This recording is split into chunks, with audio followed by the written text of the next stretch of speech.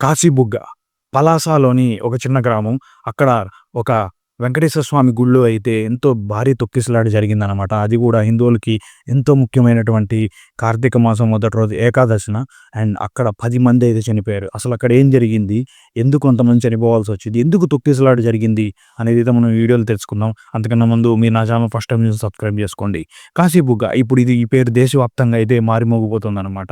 ఈ ఈ ఇక్కడ జరిగినటువంటి ఒక తొక్కిసలాటలో 10 మంది పైన చనిపోయారు. అంతే కాకుండా 30 మంది దాకా క్షతగాత్రులయ్యారు. వాళ్ళందరికీ చాలా కాళ్ళు, చేతులు ఇరిగిపోవడం జరిగింది. సో, దీని గురించి ప్రధాని గూడా ట్వీట్ చేయడం జరిగిందనమాట.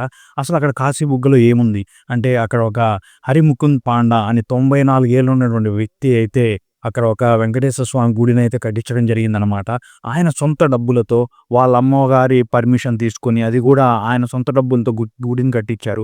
ఎందుకు అంటే ఆయన కొన్ని సంవత్సరాలుగా ప్రతి సంవత్సరం గూడా వెంకటేశ్వర స్వామికి గుడికెళ్తూ ఉండేవాళ్ళు తిరుపతిలో.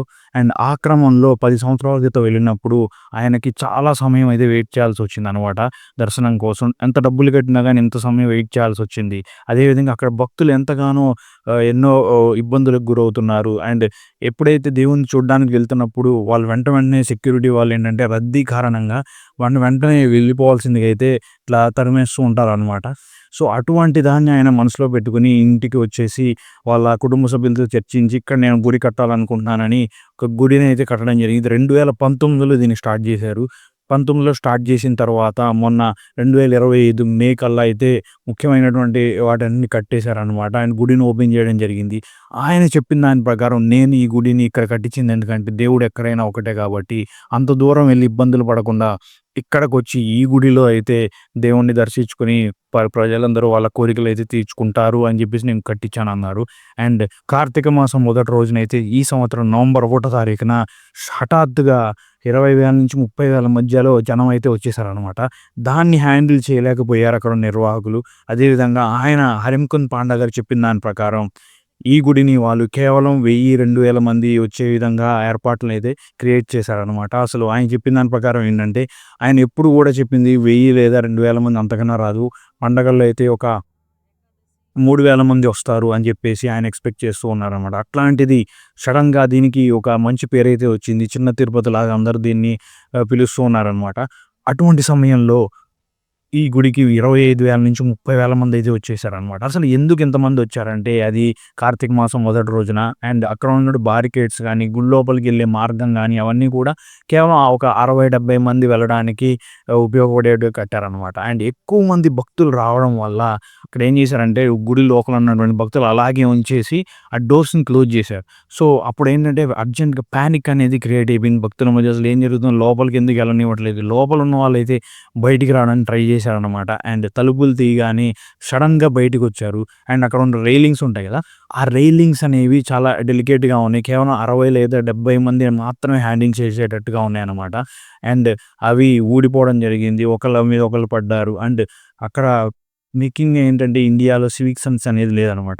ఇటువంటి సమయంలో ఎంతో చాకచక్యంగా ప్రవర్తించారనమాట అందరూ. అది కాకుండా అక్కడ ఏం చేశారంటే జనాలు మనం ఫస్ట్ తొందరగా బయటికెళ్ళిపోవాలి అని చెప్పేసి ఒక ఆతృతలో ఆ రైలింగ్ కింద పడిపోయినా గానీ దాని మీద తొక్కుకుంటూ ఎళ్ళిపోయారనమాట. దానివల్ల అయితే ఒక 10 మంది నుంచి 15 మంది దాకా చనిపోయారని చెప్పి న్యూస్‌లో అయితే చెప్తున్నారు. అంటే చాలామంది అది కొంచెం పైకుందనమాట. ఆ పైకుండడం వల్ల అక్కడి నుంచి కిందకి పడడం వల్ల కొంతమందికి గాయాలైతే ఉన్నాయి. వాళ్ళందరినీ దగ్గర ఉన్న హాస్పిటల్‌కైతే తీసుకెళ్లారన్నమాట. ఇప్పుడు ఈ గుడి గురించి మాట్లాడుకుంటే మరి ముఖ్యంగా ఇది ఒక ప్రైవేట్ గుడి అనమాట. ఒక వ్యక్తి తన సొంత డబ్బులతో ఈ గుడిని కట్టాడు. అండ్ 3 రకాలుంటాయన్నమాట. ఒకటి ప్రభుత్వం వాళ్ళు నిర్వహించే గుళ్ళు. అక్కడ మొత్తం డబ్బంతా ప్రభుత్వం వెచ్చిస్తుంది. అండ్ అక్కడ ఆలయంలో ఉండేటువంటి ధర్మకర్తలు గాని, నెక్స్ట్ అక్కడ ఎవరైనా పూజారులు వాళ్ళందరికి సాలరీస్ అవన్నీ ప్రభుత్వమే ఇస్తుందనమాట. అండ్ ఇంకొకటి ట్రస్ట్‌లుంటాయి. మరి షిరిడి అనమాట. కొంతమంది భక్తులు వాళ్ళ కుటుంబాలనబెట్టి ఆ గుడి యొక్క నిర్వహణ అంతా చూస్తూ ఉంటారు. ఇంకొకటేంటంటే ప్రైవేట్ గుడి. ఎవరైనా సరే వాళ్ళ దగ్గర సొంతగా గుడి కట్టిస్తారనమాట. కట్టించి వాళ్ళ సొంత డబ్బులతో మొత్తం గుడి పర్యవేక్షణ అంతా చేస్తుంటారు. ఇది అలాంటి కోవలోకొస్తుందనమాట. అండ్ ప్రభుత్వం వాళ్ళు గూడా ఏం చెప్తున్నారంటే, ఇంతమంది జనం వస్తున్నారని మాకు ఎటువంటి ఇన్ఫర్మేషన్ ఇవ్వలేదు. అండ్ ఇన్ఫర్మేషన్ ఇచ్చింటే మనం పోలీసులనైతే పంపించేవాళ్ళం అని జెప్పేసి అనుకున్నారు. ఇది మెయిన్‌గా గుడి యొక్క నిర్వాహకుల లోపమే. వాళ్ళదే బాధ్యత అని చెప్తున్నారు. అండ్ ప్రతిపక్షాలు ఇది మీకు తెలుసు కదా! ఎక్కడైతే ఇటువంటి సంఘటనలు జరిగినప్పుడు ప్రభుత్వం మీద వేయాలని చూస్తూ ఉంటాయి. అలాగే వాళ్ళు గూడా ఆ గుడి దగ్గరికొచ్చారు. మొత్తం అక్కడ ఉన్న బాధితులతో మాట్లాడారనమాట. అండ్ మాట్లాడేది ప్రభుత్వం ఫెయిల్యూరే గ్యారంటీగా అని చెప్పేసి వాళ్ళు చెప్తున్నారు. అండ్ ఈ గుడి యొక్క ఎవరైతే కట్టించారో గుడిని ఆయన మాత్రం నేను ఎక్స్పెక్ట్ చేయలేదు ఇంతమంది వస్తారని చెప్పేసి. కేవలం ఒక 1000 లేదా 2000 మంది వస్తారు. అంతేగాని 25,000 మెంబర్స్ ఎలా ఇక్కడికి రాగలరు అని చెప్పేసి ఆయనైతే అనుకున్నారనమాట. ఇది సడన్‌గా జరిగింది. సడన్‌గా జరిగిన వాటికి మేము వెళ్లి గవర్నమెంట్‌కి ఇన్ఫార్మ్ చేయలేము. అది కాక ఆయన వయసు 94. సో మీరు చెప్పండి అసలు ఇది ఎవరి యొక్క లోపం? ప్రభుత్వందా? లేకపోతే గుడి నిర్వాహకులదా? లేకపోతే అక్కడ ఉండే భక్తుల యొక్క తొందరపాటుతనమా? బయటికెళ్ళిపోవాలి తొందరగా. ఇక్కడ ఏదో జరుగుతోంది అన్నటువంటి ఆ కంగారులో, ఆవేశంలో వాళ్ళు తీసుకున్న నిర్ణయాల వల్ల అక్కడ చనిపోయారా కొంతమంది? సో మీరేమనుకుంటున్నారు? ఇటువంటి సంఘటనలు జరిగినప్పుడు గూడా మీరు ఏ విధంగా ఆలోచిస్తారు? అసలు నాకైతే ఏమనిపిస్తుంది ఇలాంటివి జరిగినప్పుడు ప్రజలు అనవసరంగా చనిపోతున్నారు. వీరు గుడికి ఇవ్వాలి కాకపోతే సాయంత్రం వెళ్ళొచ్చు. లేదా అదే రోజు సాయంత్రం వెళ్ళొచ్చు. కొంచెం టైం తర్వాత వెళ్ళొచ్చు. అక్కడ కంగారు పడి మీరు పెద్ద పెద్ద నిర్ణయాలు తీసుకొని పరిగెత్తడం వల్ల లేదా తొక్కిసలాట చేసుకోవడం వల్ల మీకు ఎటువంటి ఉపయోగం అనేది ఉండదు. దేవుడైతే ఎప్పుడు అక్కడే ఉంటాడు. సో ఒక అద్భుతమైనటువంటి ఆలోచనతో అందరికీ దేవుడిని చూపించాలి. అండ్ తిరుపతి వెళ్లి ఇబ్బంది పడకుండా ప్రజలు ఇక్కడ దర్శనం చేసుకోవాలనండి ఒక మంచి సంకల్పంతో ఆయన గుడి కట్టించారు. ఇంకా అది కొంచెం నిర్మాణ దశలోనే ఉందన్నమాట గుడి. అండ్ అక్కడ అందరికీ తెలియాలి మహాభారతం, రామాయణం ఇలాంటివన్నిటిని సంబంధించిన కొన్ని శిలలు గూడా గుడి చుట్టూతా అయితే ఆయన ప్రదక్షిణం చేసే దగ్గర అయితే ఆయన కట్టారనమాట. అట్లాంటి మంచి పని చేసిన వ్యక్తికి ఇప్పుడు ఇలా జరగడం అనేదంటే ఎంతో బాధాకరం అనమాట. అసలు ముఖ్యంగా ఇండియాలో సివిక్ సెన్స్ అనేది లేదు. ప్రతిదానికి తొందరగా బయటికెళ్ళిపోవాలి, తొందరగా అయిపోవాలి, మందుకు ఫస్ట్ అవ్వాలి. ప్ర ఈరోజు కార్తీక మాసం మొదటి రోజు కాబట్టి గ్యారంటీ మనకే ఫస్ట్ అయిపోవాలన్న తొందర ఉంటుందనమాట.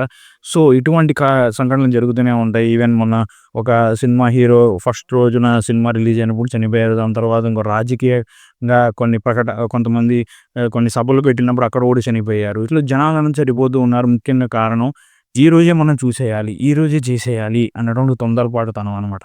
అదీ గాక నిర్వాహకుల లోపం కూడా గ్యారంటీగా ఉంటుంది. వాళ్ళు కొన్నిసార్లు ఎక్స్‌పెక్ట్ చేయాల్సి ఉంటుంది. ఎందుకంటే ఇటువంటి ముఖ్యమైన తేదీల్లో లేదా ముఖ్యమైన పండగలు ఉన్నప్పుడు గ్యారంటీగా వస్తారని చెప్పేసి వాళ్ళు కూడా కొన్ని ఏర్పాట్లనేవి చేయాల్సి ఉంది. అట్లాంటి నిర్వహణ లోపం కూడా ఉంటుందనమాట. సో ఇది కాశీబుగ్‌కి సంబంధించినటువంటి విశేషాలు. ఇంకా ఎంతమంది ఇంకా ఎంతమంది చనిపోయారు అనేది ఎంతమంది గాయపడ్డారనేది ఇంకా వివరాలు తెలియాల్సిందనమాట. సెంట్రల్ గవర్నమెంట్ అయితే చనిపోయిన వారికి 2,00,000 ఎక్స్‌గ్రేషియా ప్రకటించింది. అదేవిధంగా ఎవరైతే మీకు ఇంజ్యూర్ అయ్యారో వాళ్ళందరికి గూడా 50,000 రూపీస్ అయితే ప్రకటించిందనమాట. సో నేననుకునేది ఏంటంటే ఇంకా ఎవరు చనిపోకూడదు అండ్ గాయాల పాలవ్వకూడదు అని చెప్పేసి నేను అనుకుంటున్నారు. అండ్ మీరు ఏమనుకుంటున్నారని మీకు దీని గురించి తెలుసా? తెలిస్తే కామెంట్ రూపంలో తెలియజేయండి. మరొక వీడియో మళ్ళా కలుద్దాం. Thank you so much. Good bye.